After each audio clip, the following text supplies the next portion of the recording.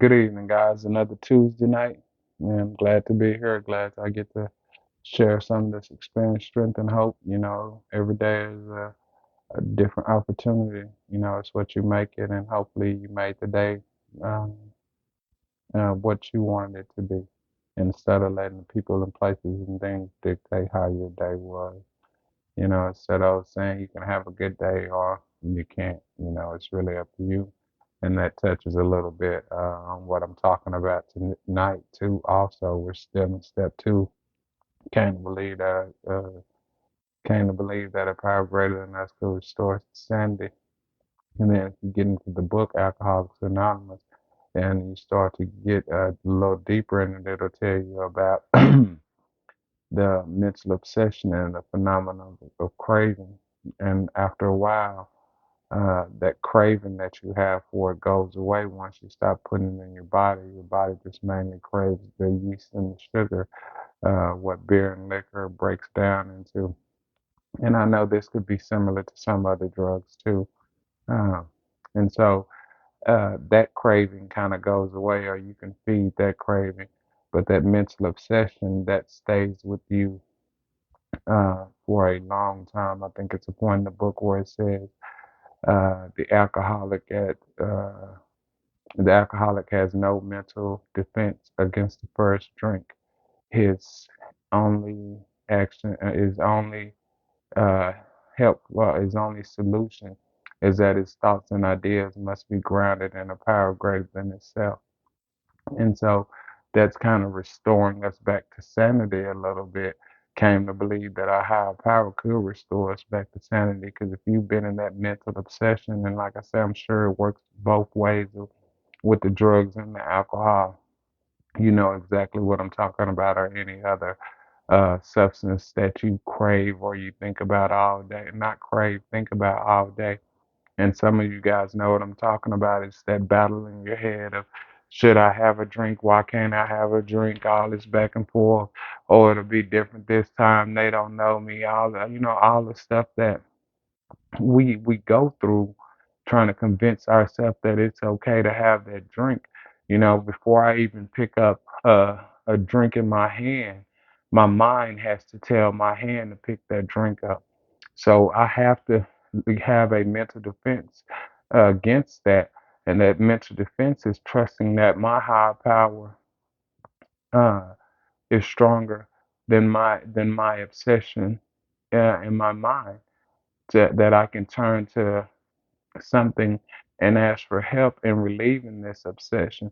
And even as I got deeper in the program, I learned a whole little tips and tools and all that stuff and meditation to help me with those thoughts that would not stop or would not go away.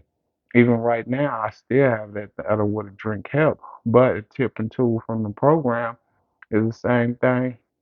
No, it would not. You got to play that game back and forth with yourself. That mental obsession can be so real, because it's just something that's always there. It's your mind. You can't escape it. It's the things that's there at 1, 2, 3, 4, 5 o'clock in the morning. Reason why I'd be up crying at the commercials and all that other stuff, because mentally I was not fit. Uh, I was insane. I was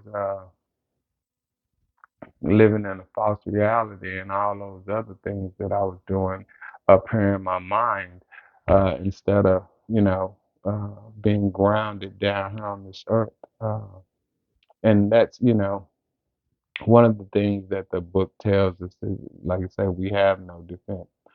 Uh, but we can develop that defense by working the program. Uh, there are so many different tips and tools you're here doing meetings, as you're reading books, as you're doing different material. I didn't put too much energy into anything other than playing football. Um, I spent most of my time doing it. I spent all my energy doing it, and I got the results that I wanted.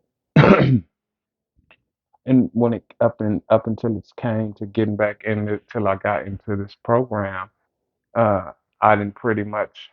give that much effort to anything.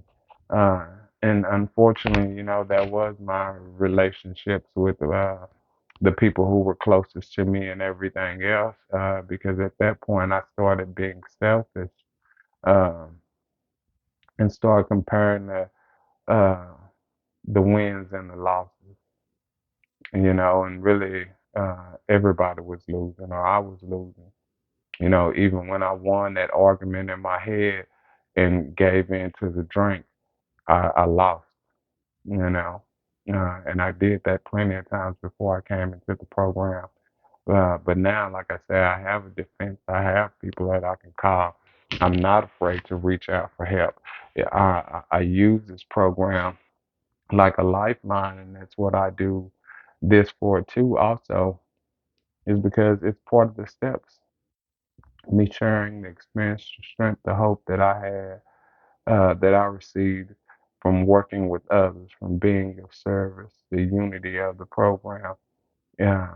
And there are good and bad and everything, just like anything in the world. Man can corrupt it, but the good thing about AA and NA and Overcomers is that there are so many groups you can go to. You don't have to attend um, just your local group. There's so many different functions that they have.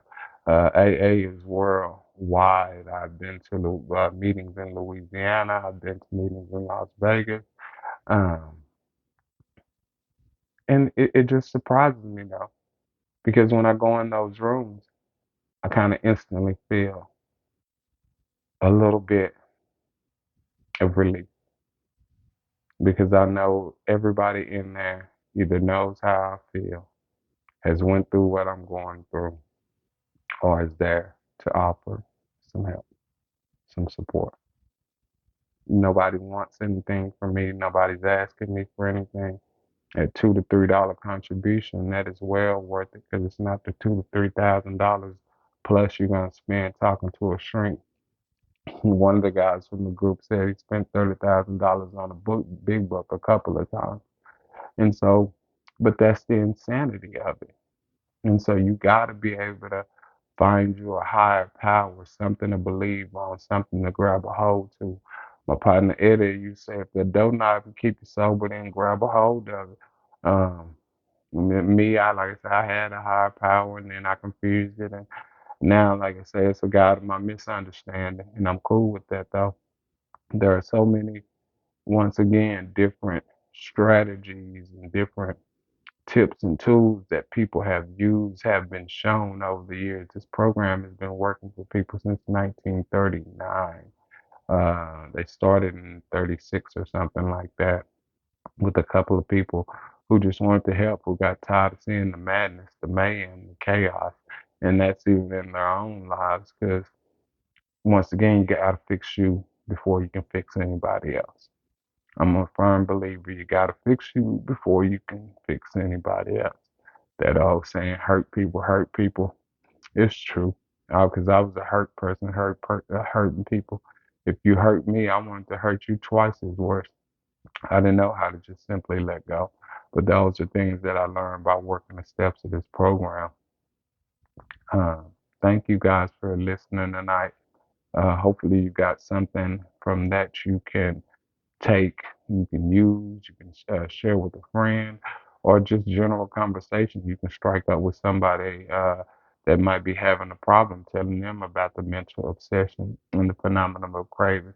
And you can find that in the book. I'm not sure what page of Alcoholics Anonymous.